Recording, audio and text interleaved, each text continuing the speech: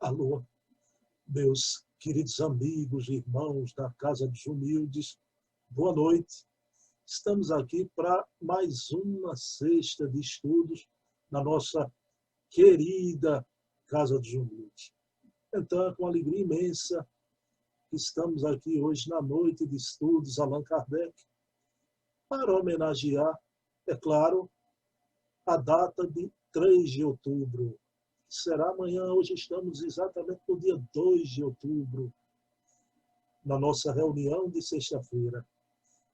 Então, vamos homenagear o nosso querido mestre de Lyon e vamos esclarecer aqui que realmente Lyon vai ser sempre a sua terra natal, onde ele nasceu. Mas realmente ele não viveu em Lyon.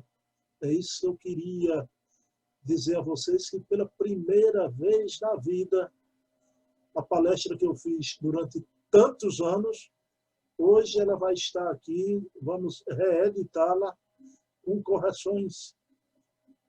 Vamos reescrever a história. Aliás, as cartas de Kardec que estão reescrevendo a história. E não há como enfrentar, lutar contra fatos. Contra fatos não há argumentos, né? Então, umas 3 ou 4 situações aqui, vamos esclarecer hoje a história, como de fato a história foi. Tá? E como imagem do nosso plano de fundo está aí. Imaginem, essas matas são as matas do Brasil, coração do mundo, a pátria do Evangelho. Né? O céu do Brasil agora numa madrugada, ainda amanhecendo, porque estamos realmente nessa travessia da transição planetária. Ainda não chegamos no abençoado mundo de regeneração. E está aí nessa madrugada, nesse amanhecer, ainda de uma nova era, a figura de Allan Kardec, contemplativo, meditativo. Não é? Então, uma figura nostálgica do grande demiurgo do Espiritismo, aquele que elaborou essa massa formidável da doutrina espírita, claro, ele na Terra como embaixador do Cristo, e as entidades venerandas trazendo à Terra a terceira revelação. Então vamos iniciar a nossa reunião elevando o pensamento a Deus e agradecendo Jesus por essa oportunidade de homenagearmos essa figura ímpar, este grande missionário,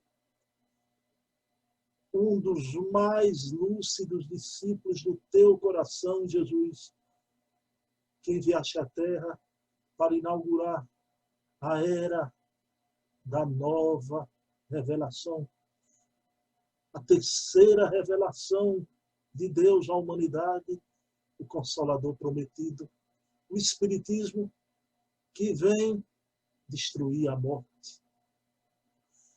A partir daí, aos 4 cantos do mundo será proclamada a imortalidade, a verdadeira vida, que é a vida espiritual, e que possamos, todos juntos, a partir de hoje, agora e sempre, sabermos espíritos que somos e vivermos de acordo com essa realidade, porque essa é a grande e maior alegria de uma vida, saber-se espírito e viver de acordo com essa realidade. Então, Senhor, nesta noite de homenagem ao teu discípulo amado, pedimos a vossa proteção, que a nossa reunião decorra num clima de paz, equilíbrio e harmonia. Meus queridos amigos e irmãos, vejam bem, quando a gente analisa uma vida humana, é muito fácil, porque basta olharmos os fatos da encarnação presente. Né? Agora, analisar uma vida como a de Allan Kardec é muito difícil. Hegel, o grande poeta alemão, tinha uma afirmativa muito bela.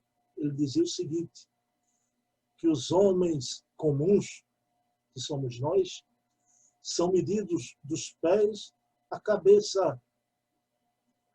Agora e porém, os grandes homens são medidos da cabeça para cima pela grandeza dos seus ideais. Allan Kardec é este grande homem, um homem que veio com investidura dada por Deus. Então, o metro para medi-lo é da cabeça para cima, pela grandeza do seu ideal, do ideal que ele trouxe à Terra. Então, é muito difícil analisar a investidura dada por Deus a um espírito como esse. Aí não podemos analisar só uma vida, temos que analisar várias existências de Allan Kardec. E sabemos, pelo mesmo, não é? Através do encontro que ele teve com Zéfiro, um druida, que viveu com ele outrora nas Galhas, né? Onde Kardec fora um sacerdote druida. Sabemos disso, o próprio Kardec revela que ele fora esse sacerdote, não é? Viveu nas Galhas e vejam bem ali, em contato com a natureza, com aquelas fadas druidesas, né?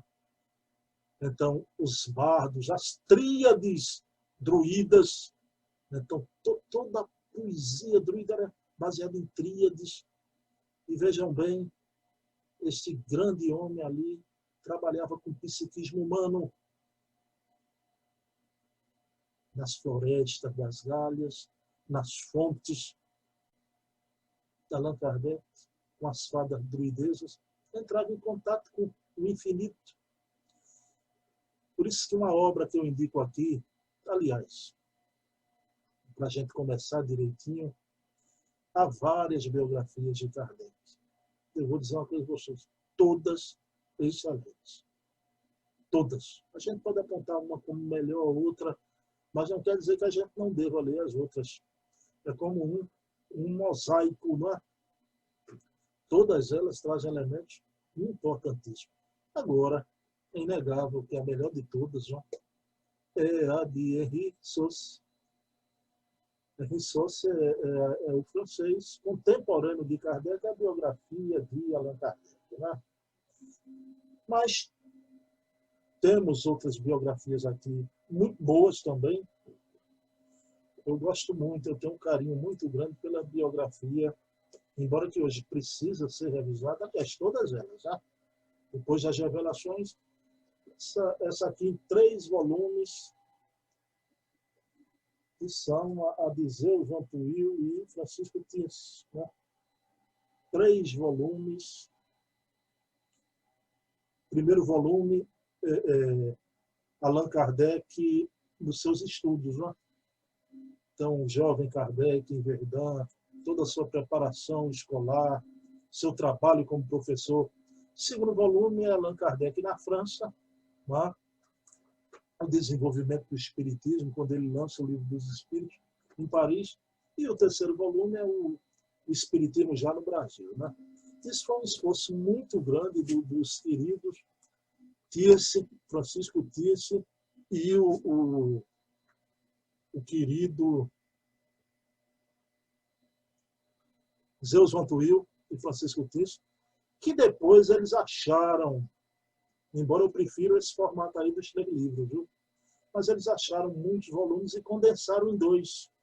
Então, o mesmo Allan Kardec, que eu mostrei para vocês os 3 volumes, Allan Kardec, o Educador e o Codificador, né? Que foi lançado no bicentenário de nascimento dele. Né? Então, biografia muito boa, melhor de Henri Sauce. Agora não quer dizer que a gente não lê outras. A de Zeus Vantuil e Francisco Thierse ainda tem elementos importantes, embora coisas a corrigir. Tem um que eu gosto muito, velho, Carlos Embaçaí, a lição de Allan Kardec, né? Gosto muito, principalmente porque aqui tem todo o currículo de Kardec, né? Todas as obras dele publicadas antes de ser Allan Kardec, como professor Rivaio. Né?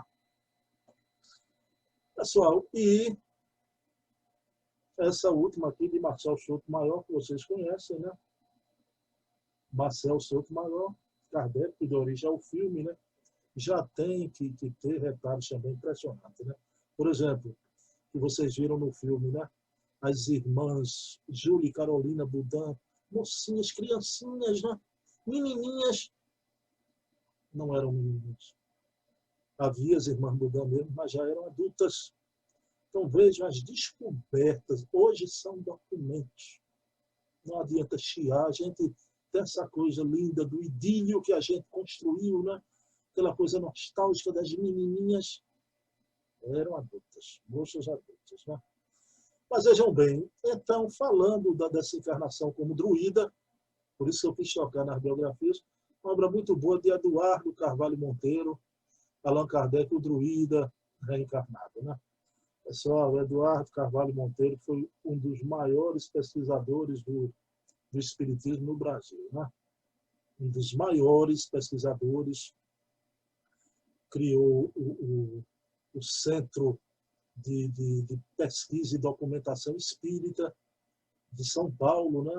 Uma pessoa impressionante traz essa obra. Agora, sabemos que Kardec foi o sacerdote druida e na época do Cristo, Kardec volta como o centurião Cornélios. Né?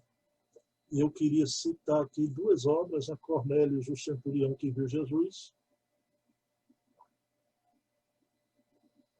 e Herculano, porque sendo uma das maiores médios, Vera Krижановsky, a médio que recebia Rochester, uma das maiores médio mecânica, não é? E que aqui ela narra que o espírito do centurião Cornélio futuramente seria Jean Rouge. E aí a gente sabe, daqui a pouco eu vou falar que Jean Rouge foi Allan Kardec mais na frente, né? Então, se ela afirma que o centurião Cornélio, né? Essa obra da FEB, viu, pessoal? Federação Espírita Brasileira, por uma média notável, muito séria, Vera Krижановsky, que o centurião Cornélios, aqui também de Vera Krижановsky, né? Centurião Cornélios, e aqui dizendo que ele seria Jean Rouge, é porque o Cornélios se tornaria Kardec. Agora, o Cornélios, o centurião, que quando encontrou Jesus, foi espioná-lo, mas ficou e deu um depoimento para os romanos maravilhoso, né? Disse que um homem jovem, mas a exalar uma majestade e um fascínio irresistível. O seu olhar, jamais um homem olhou com aquele olhar como Jesus olhava, não é? Então, Jesus, quando sorria, confortava muito. Mas quando sua expressão ficava grave, fazia chorar. Expressão linda do centurião Cornélios, né? Então, vejam bem, diz que a voz de Jesus, o olhar, aquela personalidade a exalar, um encanto e um fascínio irresistível. E Jesus passa a rente ao centurião, olha para ele e diz: centurião, se minha palavra tocou meu coração, renuncia às atividades que estás investido. E, claro, o centurião volta, diz que não viu dolo nenhum naquele homem, dá esse grande depoimento, e mais tarde, quando ele larga as centúrias, ele vai se tornar um eremita, vai viver da caridade, ensinar os preceitos de Jesus.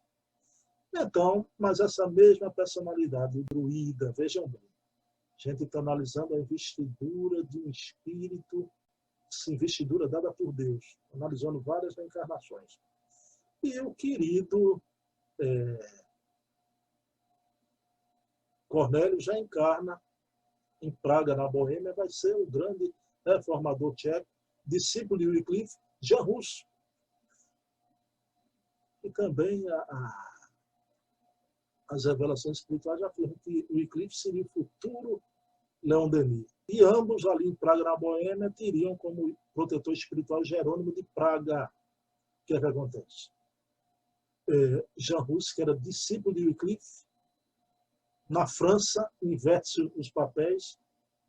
Wycliffe Leon Denis agora é discípulo de Jean Rouge, Allan Kardec. Agora Jerônimo de Praga vem como orientador espiritual de Leon Denis, o velho Wycliffe. Kardec veio com o espírito de verdade, uma constelação inteira, né? Então vejam que coisa maravilhosa, né?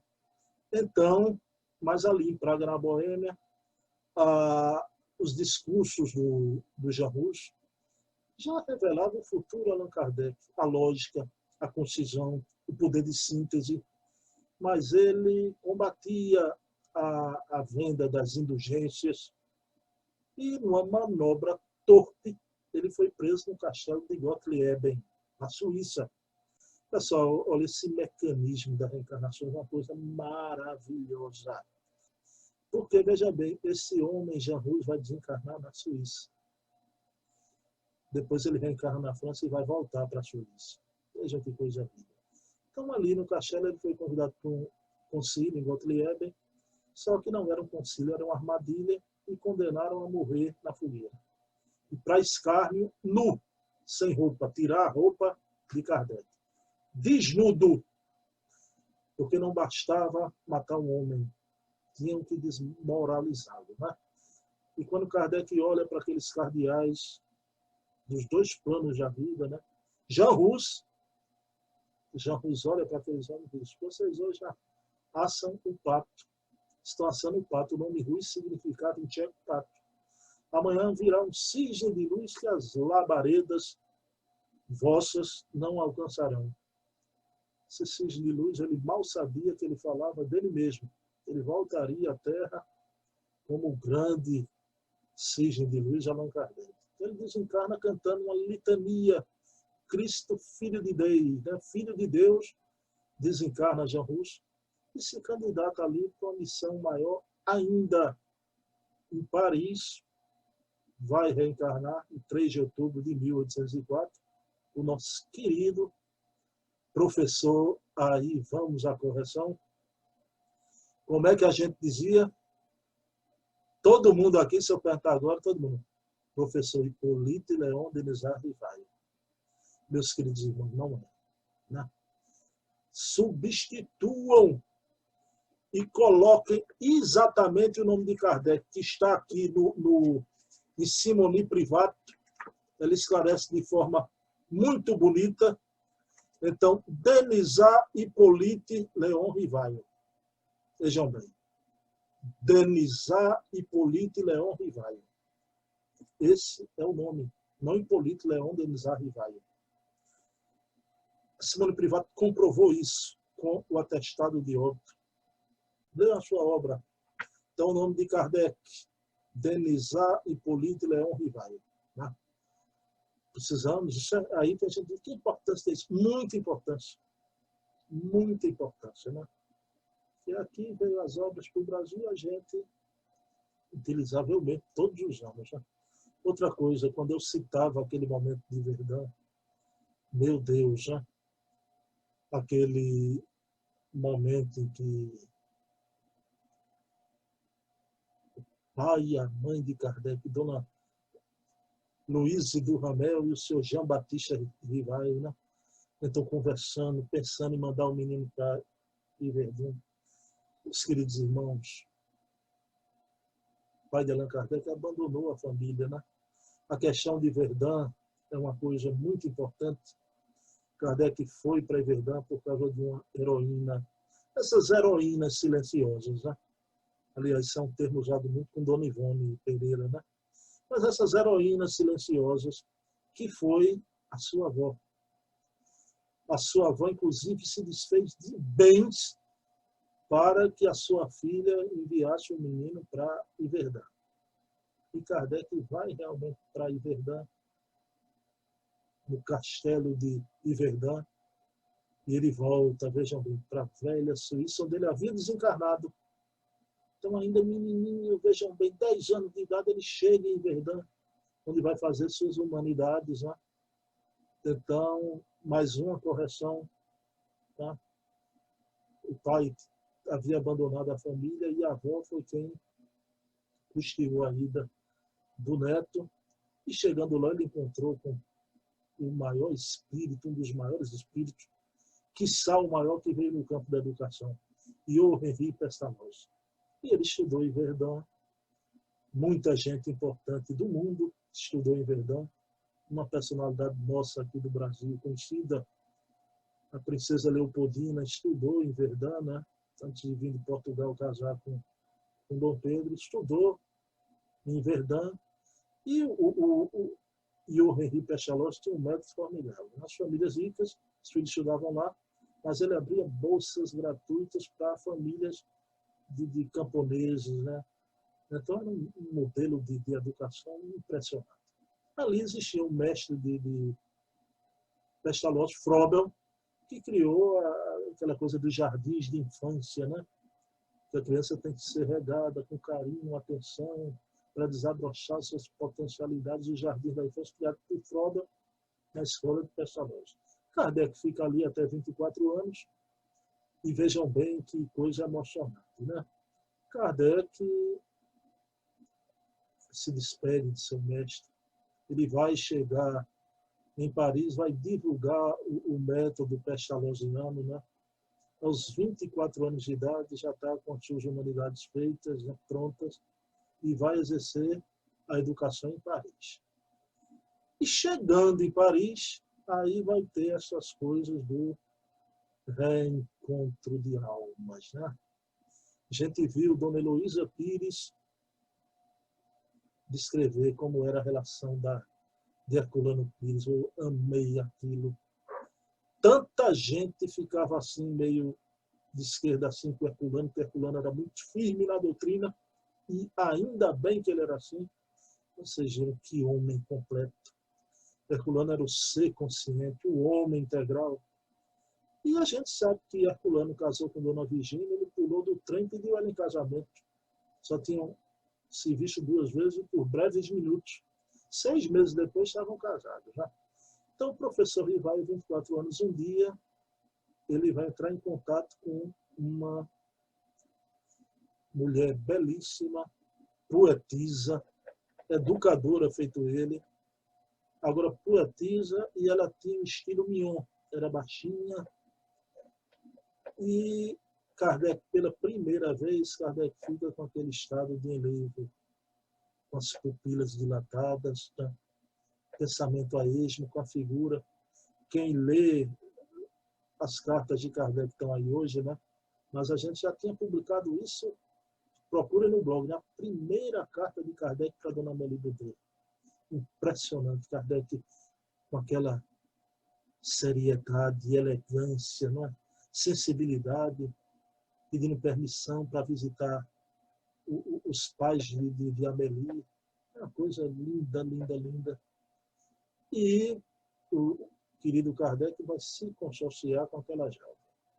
Ela era de uma aparência jovial, mas é forçoso dizer aqui, e que ela era jovem, mas Kardec tinha 28 anos de idade quando vai casar com Dona Amélie Baudet. Amélie Gabrielle Baudet, a doce Gabi. Ela tinha, vejam bem, 37 anos. Ele tinha 28, ela 37, 9 anos de diferença, né?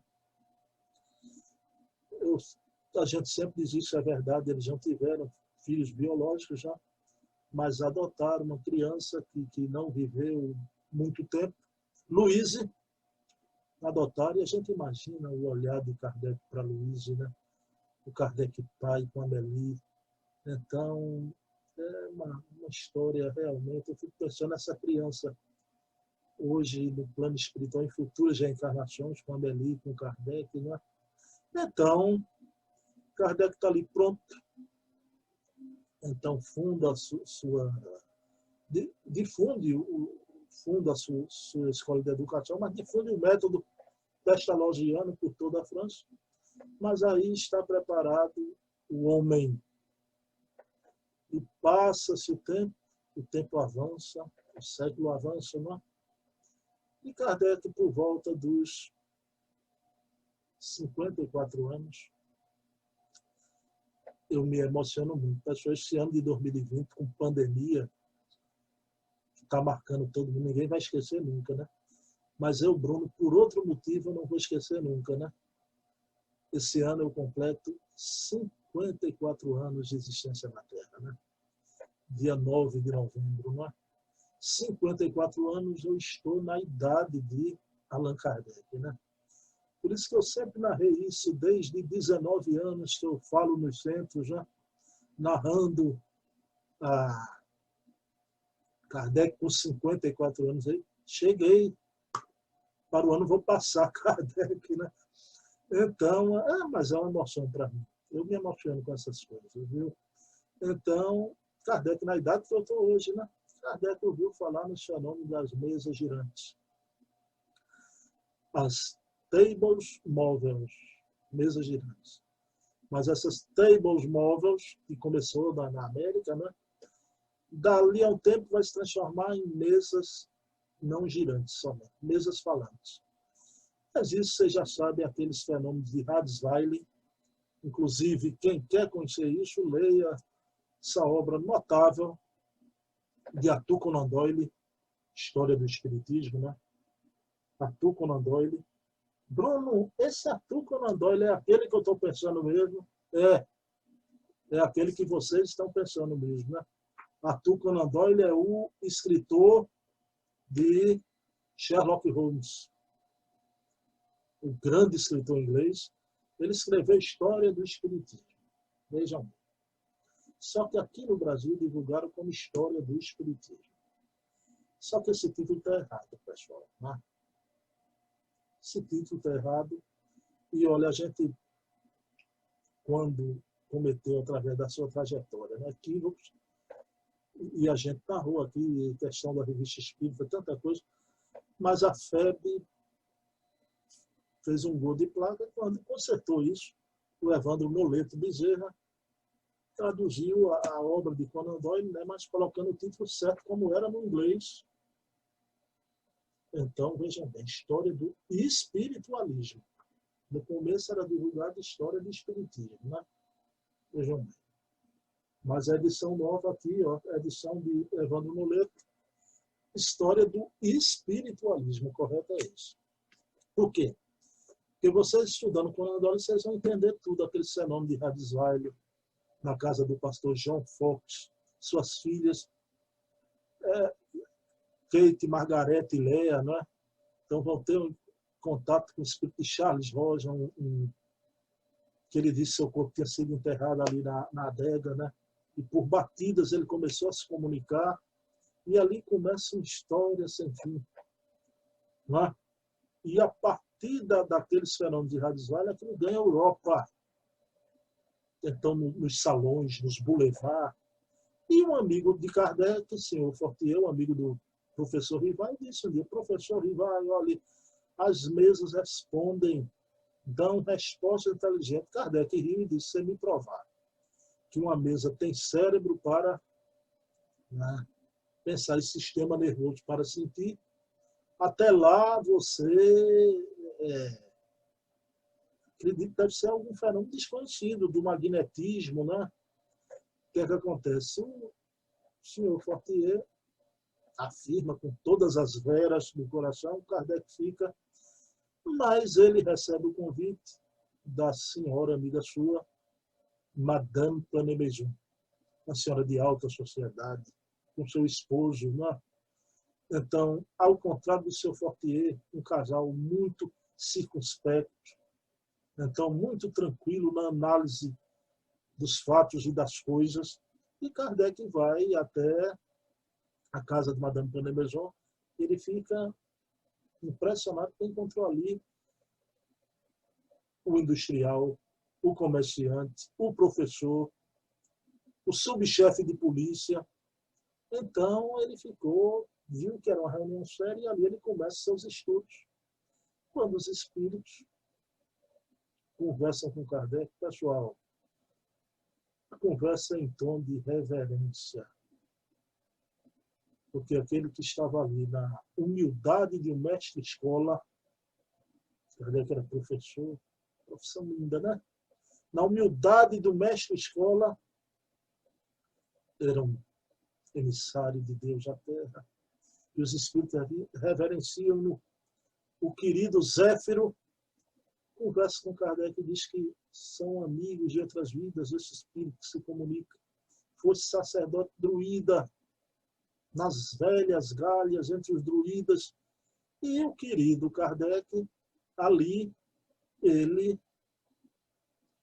realmente vai começar seus estudos, anotar os seus cadernos. E o Zéfiro dizia, ele sabia que alguém o assistia muito de perto, e o espírito Zéfiro dizia, né? Estás longe de saber quem é aquele que te protege muito de perto. E um dia ele vai ter essa primeira conversa, o primeiro contato com um espírito chamado La Vérité. O espírito diz, tens uma missão a cumprir. Para ti, chama-me de a verdade.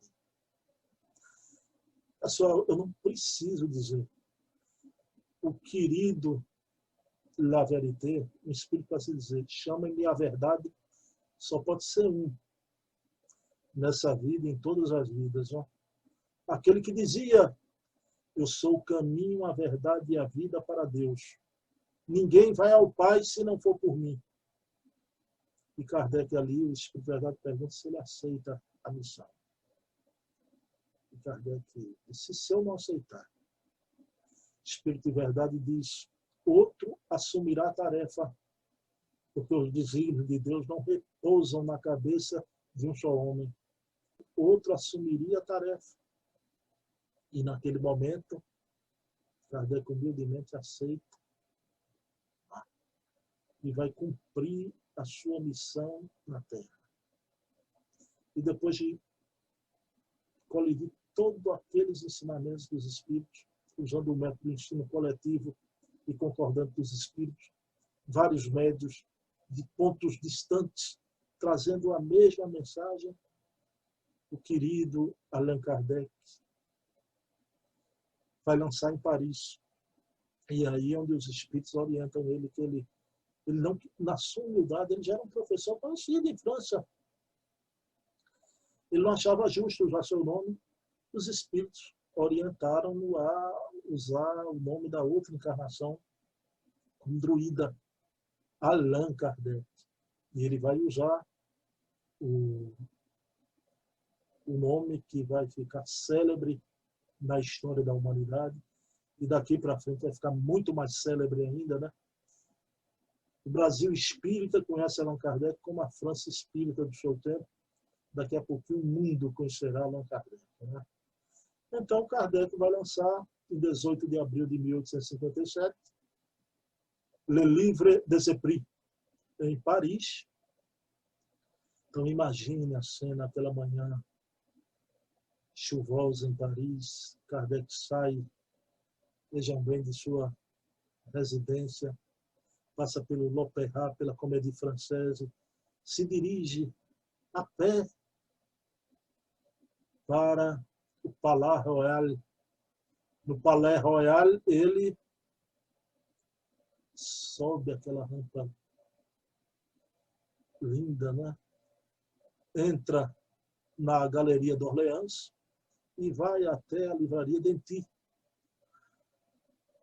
O livreiro Denty era quem ia editar a obra. Mas antes, um tempinho antes, ele desencarna. E Kardec fica apreensivo, mas a esposa do senhor Denty, senhora Melânia, por conta de risco, assumiu a palavra do marido. Até os filhos da senhora Melânia diziam, mas mamãe, esse livro, Le Livre des Esprits, o livro dos Espíritos, vai vender em Paris. E ela cumpriu a palavra empenhada do marido, e naquela manhã, ela de braços dados com Allan Kardec, desce aquela rampa e vão esperar. Vejam bem. Os livros que vinham de uma cidadezinha nos arredores de Paris, a 23 quilômetros, Saint-Germain-en-Laye. E chega realmente, trazido em carro de tração pelos cavalos, aquela sublime carroça, né? Que maravilha! Os cavalos, como revelação do Cristo, a segunda revelação veio numa manjedoura, né? A terceira revelação vem com os cavalos, na trazedura da mensagem de luz. E Kardec pega a primeira obra com apenas 501 perguntas, já? Vê, se emociona. Dona Melânia coloca na vitrine e os dois ficam ali conversando, maravilhados com aquele momento. Quando passa um jovem, aos 19 anos de idade, aquele jovem viu o livro na vitrine. E ele ficou muito interessado naquele livro. Quando ele viu aquele livro na vitrine, ele livro de ele entrou e sentou ali uma cadeirinha dentro da livraria Dentis, né, num banco. Camilo Flammarion pega o livro, começa a ler e ele lê a introdução. E ele fica encantado com aquela introdução. E ele diz: senhora Melânia, quem é o autor desta obra? Né? Escreveu essa introdução aqui, é genial. E a senhora Melânia: vem cá, o autor está aqui, é o professor Rivaio, que ele assina Allan Kardec. E naquele momento era um reencontro. Um jovem de 19 anos de idade, com aquele que será de agora e sempre o seu mestre, Allan Kardec. Kardec aperta a mão, abraça aquele jovem, né? Se entretém nos conceitos do Livro dos Espíritos. E quem era aquele jovem com 19 anos de idade? Ele ainda não era, mas ele ia se tornar o maior homem de ciência da França, o maior astrônomo da Europa e do mundo na sua época. Aquele Nicolau, aquele jovem Nicolau ali, se tratava nada mais, nada menos que Nicolau Camille Flammarion. E Flammarion vai ser médium de Kardec. No futuro, ele como médium na Sociedade Parisiense dos Espíritos, ele quem vai receber na obra Gênese todo o capítulo de uranografia geral de Galileu Galilei. Pessoal, há um capítulo que trata do tempo e do espaço, que é a coisa que eu, de vez em quando, eu pego a Gênese para ler. Que é a forma linda, poética que o Galileu Galilei fala ali do tempo e do espaço. Meu Deus, né? Estamos aqui presos no tempo e no espaço. E quando a gente olha aquelas dimensões, só a imortalidade mesmo, né? E ganhamos a imortalidade. E Nicolau Camille Flammarion vai ter um papel já como grande astrônomo, já homem formado, ao final da vida de Kardec, que a gente vai ver daqui a pouco, né? Então, Kardec lança em 1857 o Livro dos Espíritos. Eu vou pincelar aqui as 5 obras, né, do Pentateuco. Em 1861, ele lança o Livro dos Médiuns. Já. Vejam bem, o pessoal Kardec não era de escrever de afogadeiro. E os espíritos preparavam tudo com muito cuidado. 4 anos depois do Livro dos Espíritos, foi que veio o Livro dos Médiuns. Né? Vejam bem, em 1861. Em 1864 vem o Evangelho segundo o Espiritismo. O Livro dos Médiuns é a parte experimental. Né? Os autores espirituais do Livro dos Médiuns, quase sua totalidade, são 2 espíritos, né? Erasto e São Luís. São Luís, que dirigia a Sociedade de Paris, e Erasto, que era discípulo de Paulo. E a gente sabe, pelo Hermínio Miranda, que Paulo era a maior autoridade mediúnica do cristianismo redivivo. Né? Por isso que foi escalado ali Erasto, um discípulo de Paulo, junto com São Luís, traz aquelas informações notáveis no Livro dos Médiuns. Em 1864, vem a lume o Evangelho segundo o Espiritismo. Um ano depois, o Céu e o Inferno. O Evangelho segundo o Espiritismo, que é essa obra que abalaria o mundo espírita, né? Uma obra de imenso amor. E por isso que eu digo, quando eu vejo as pessoas terem dificuldade com a parte religiosa, que Kardec não queria. Aí o Evangelho segundo o Espiritismo é uma parte moral. Vamos chamar assim, né?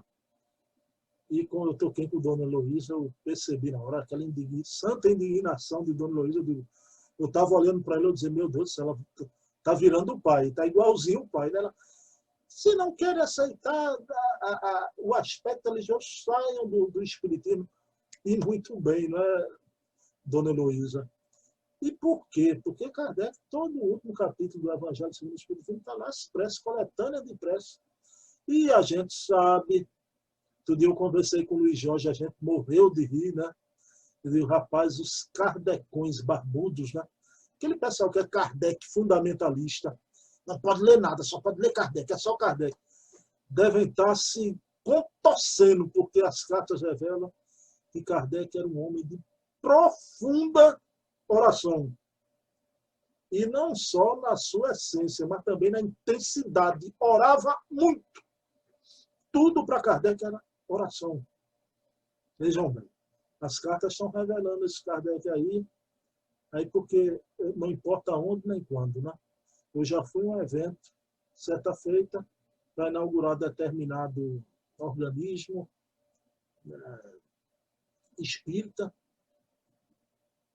que eu fiquei pasmo, um evento espírita que foi aberto sem prece e encerrado sem prece. Porque achava que aquilo era o ato da prece era uma coisa menor, não cabia ali tinha outro sentido filosófico, não sei o quê. Pois é, aí vejam bem Kardec orando muito e orando bem. Porque é isso, o que importa não é orar muito, mas orar bem, né? Embora Kardec orava bem, orava muito. Esse é então o Evangelho segundo o Espiritismo, que é o livro do nosso Evangelho no Lar, onde você, a casa que abre o Evangelho segundo o Espiritismo, escreve seu endereço no livro da vida. No livro da vida. E ali o intermúndio acontece. A espiritualidade superior vem e intercâmbio abre. Por isso que você deve ler das duas formas. Sequencialmente, mas também tem um momento de abrir a esmo, né?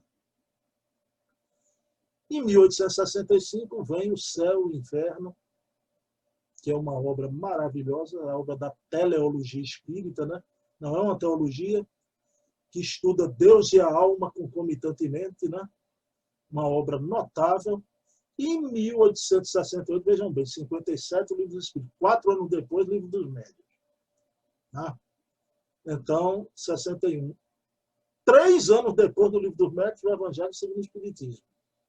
Aí vem o Céu e o Inferno e 3 anos depois, 65, o Céu e o Inferno, a Gênese. Esse livro notável e que tem muito a ver, é a ponte do Espiritismo com a ciência. E vejam bem, foi aí que veio essa história triste da adulteração. História triste. E que toda essa revelação aí da Sociedade Anônima, o trabalho de Simone Privato, fantástico. Né? Quem puder ver o trabalho do Marco Milani, né? Que não basta uma análise histórica, né? Porque tem gente ainda que fica, será assim, não? Tem que ver se houve a piora doutrinária. E houve. Tanto a Simone Privato, em síntese, no Seminário de São Paulo, demonstrou, mas o grande pesquisador Marco Milani faz um trabalho notável, né? Mostrando equívocos doutrinários na tal da quinta edição. Que é uma coisa pavorosa, né? Mas então está aí a Gênese, que é a obra de coroamento da doutrina. Agora, eu acho que isso é uma questão tão... Pessoal, Kardec, da primeira à quarta edição, é uma só. Tá? Até o ano dele de desencarnar era uma só, primeira à quarta edição. As 4 edições são sempre a repetição da primeira, né? Eu não sei por quê não se fica com essas 4. Porque tem gente que não quer. Eu confesso a vocês, eu já disse isso, né, que eu tenho um amigo espírita já há muito tempo, vamos dizer, de Bruno, fecha bem, né? Meu avô lia essa edição aqui. Meu pai lia essa edição aqui. Eu leio a quinta edição também. Meu filho fulaninho lê a quinta edição. Eu, a essa altura do campeonato, eu estou caminhando para tal idade, eu vou me preocupar com isso? Não é se preocupar, ninguém quer preocupar. Você tem a obrigação de não legar para as futuras gerações algo adulterado, né? Algo adulterado. Essa é a questão da Gênese.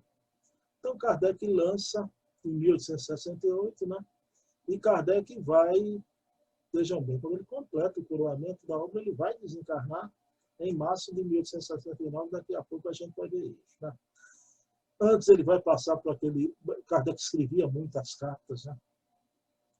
Inclusive o doutor Demery orienta ele, né? Lá atrás, logo no começo, mas ele nunca deixou de escrever. As cartas, estão aí as cartas de Kardec, né? Mas naquela profusão que ele fazia, o Espírito Verdade lança a Revista Espírita, né? Lá no começo, em 1858, ele lançou, e ali ele respondia em bloco tudo, né? As dúvidas de todos. Mas, né, quando ele achava necessário, ele continuou escrevendo para os seus amigos, né? Para os seus contatos no movimento espírita. As viagens de Kardec, pessoal, eu citei aqui obras de Kardec do Pentateuco, e vocês sabem o que é o Espiritismo, né? Obras Póstumas hoje é uma obra contestada, eu preciso dizer isso a vocês aqui, né? Inclusive porque Kardec não publicou obras póstumas. Quem publicou obras póstumas foi Lemarie. Só que descobriram, né? Tá aí as cartas de Kardec comprovando, né? Que o próprio, até mensagem de psicografias do Lemarie adulterou. Mensagem dos espíritos superiores, né? Minha querida Valéria Pessoa está por dentro da situação, está aí assistindo ao nosso chat, aí no nosso chat, né? Ela sabe disso. Então é uma pena, porque a obras póstumas tem coisas ali que foram de Kardec e belas, né? E era um livro que eu gostava tanto. Agora, sob suspeita, porque tem muita coisa. O Lemarie é uma figurinha, pelo amor de Deus, né? Lemarie. Eu ri quando a Dona Heloísa falou, né? Que com essa coisa da adulteração para referendar o corpo íntimo, mas teve uma hora que eu disse, coitado de Lemarie, né? E ela disse, às vezes, sei lá o que é, um distúrbio comportamental, um surto, sei lá, né? Como Dona Heloísa disse. Mas vejam bem, então, que é o Espiritismo Obras Póstumas, tem nos livros importantes de Kardec, instrução prática sobre as manifestações espíritas, né? Instruções práticas sobre as manifestações espíritas, resumo da lei dos fenômenos espíritas, resumo das leis dos fenômenos espíritas, Espiritismo na sua expressão mais simples, Espiritismo na sua expressão mais simples, Instruções de Allan Kardec ao movimento espírita, Instruções de Allan Kardec ao movimento espírita, esse livro que é notável, gente, né? Viagem Espírita em 1862 e outras viagens de Kardec, né? Viagem Espírita em 1862 e outras viagens de Allan Kardec. Ele viajava muito, se correspondia com o mundo inteiro. Sim, pessoal, Allan Kardec era poliglota, viu? Falava holandês, alemão, sueco, né?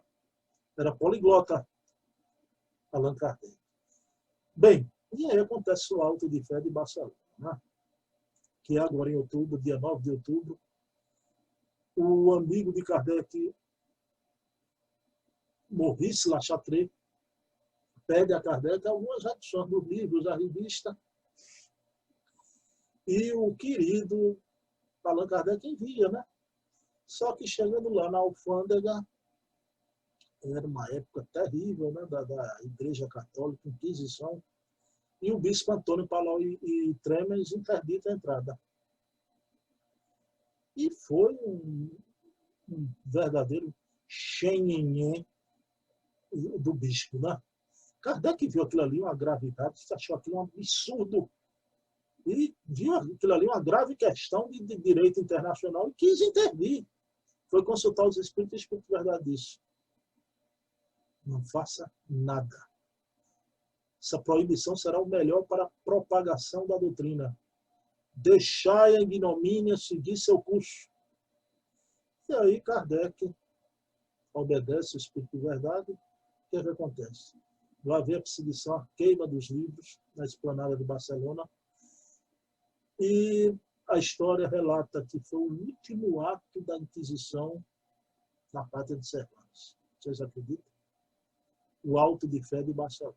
E ali, depois daquilo ali, porque você, quando queima um livro, diz que é proibido, olha, hoje, se aparecer um livro e disser, olha, proibido ninguém ler, eu sou o primeiro a querer ler. Tá? Então, aquelas mocinhas de colégio, né?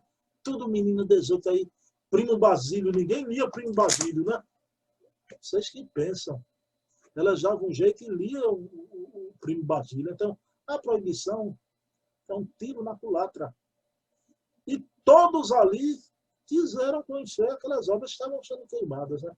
E é na pátria de Cervantes que vai surgir médiuns notáveis, espíritas maravilhosos como Miguel Vives e Vives, Amália Domingo Sola, Fernando Colavida, o Kardec espanhol. Quem faz uma palestra linda sobre Fernando Colavida é a nossa querida Simone Privato, lá na Bolívia, parece. Né? Tem em espanhol, mas você entende perfeitamente. Né? Então, vejam bem, espiritismo lá na Espanha, e um dia Kardec, anos depois ali, Kardec está na Sociedade de Paris, 9 de outubro de 1861, né? Se deu o Auto de Fé. E alguns anos depois, o espírito do bispo desencarna e vai até a Sociedade Parisiense de Estudos Espíritas, no fim da reunião, e pede a Kardec, né? Chorando, eu venho aqui pedir uma prece, porque muito vale a prece do perseguido para o bem do seu perseguidor. E Kardec ora, palmas para o bispo, que reconheceu seu equívoco. E o Chico Xavier disse que ele reencarnou aqui pertinho da gente, né? Nas Minas Gerais. Ele reencarnou, do bispo Antônio Palau de Treves. Pessoal, então, o que é que acontece? Kardec está prestes a desencarnar e ele escreve uma das coisas mais lindas, que é o Canto do Cisne. Né? O Canto do Cisne, né? De Kardec, sua despedida. O Canto do Cisne, quando Kardec diz assim, desde jovem, essa frase me arrepia, juro que ela está me arrepiando aqui agora. Juro, olha para aqui.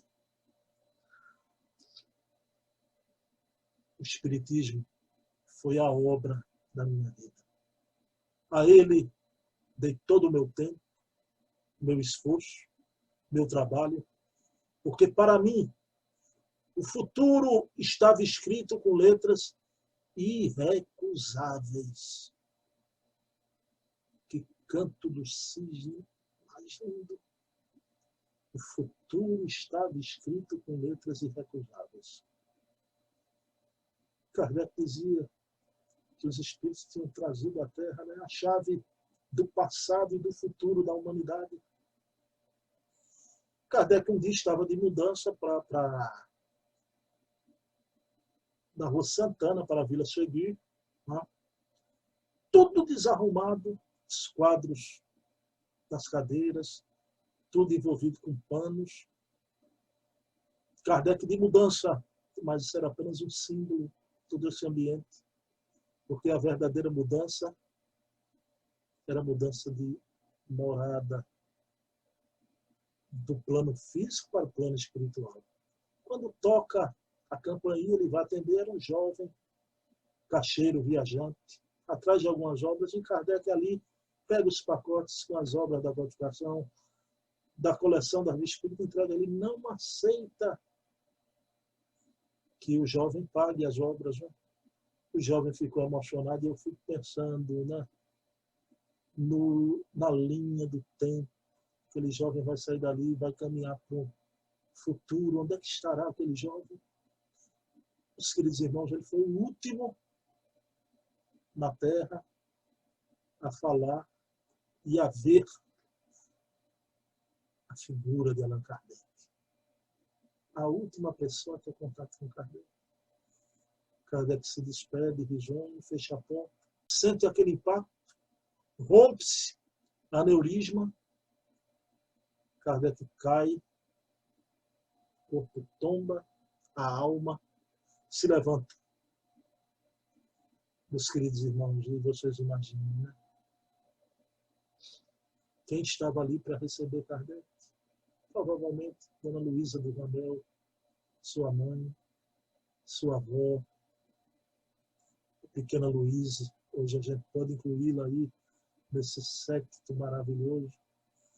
Seu papai que o abandonou, deve ter abraçado com lágrimas de arrependimento o campeão de Jesus, de volta à pátria espiritual.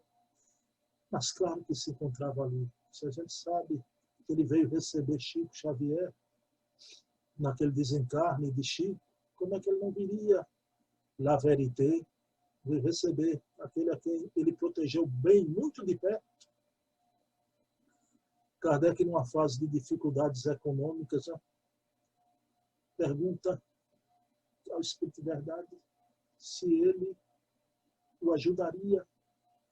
O Espírito de Verdade diz a Kardec: não te ajudar seria não te amar. Veja que coisa linda. Espírito de Verdade. Estava ali com o Espírito de Verdade, todos eles. Sócrates, Platão, Fenelon, Swedenborg, Santo Agostinho, São Vicente de Paulo, Paulo Apóstolo, todos eles, aquela pleiade, né? Fantástica, que trabalhou com Kardec, e vão rumo ao infinito. Né? Infelizmente, temos que partir. Infelizmente, é uma missão extraordinária, né? Kardec dizia: se eu for-me embora, quem será meu sucessor? Os pedidos não se importam com isso. Kardec está lá, escreveu até o próprio punho, né, sobre a sua volta. Os espíritos disseram a ele que ele iria para o plano espiritual, demoraria pouco tempo e voltaria para completar a sua missão. Os espíritos, como quem não se preocupa, Kardec, né? Kardec até está de volta no final, no início do outro século. Kardec fez até um prospecto, né, para... Mas vejam bem, então, pessoal, Lemarie foi o coveiro do espiritismo na França, o responsável pela derrocada do espiritismo na França, né? Vocês viram o querido Charles Kemp, aquele homem maravilhoso, né? Um cavalheiro, né? Então, quando ele disse que o Lemarie se apropriou até da revista espírita. E o que é que acontece? O Charles Kemp disse isso numa entrevista para nós. Quem quiser acessar, vá no meu canal. Porque sempre tem gente nova entrando e vendo as coisas e não viu anteriormente, né? Então, o que é que acontece? Lemarie acabou com o espiritismo na França. E vejam bem, logo naquele início, uma coisa que a gente tinha uma visão romântica, hoje a gente sabe, ele era tão comprometido que ele, junto com dois fotógrafos, Bourget e Firma, né, fraudaram fotos de espíritos e colocavam fantasmas das pessoas que desencarnaram junto dos parentes. Colocaram até junto de Dona Amélie Baudet, Allan Kardec. Querido Hermínio Miranda lança essa obra, Processo dos Espíritos, escrito em francês, o título, mas é em português, já, edição da FEB, de Madame Lemarie, Marina Lemarie. Dona Madame Marina Lemarie, Processo dos Espíritos.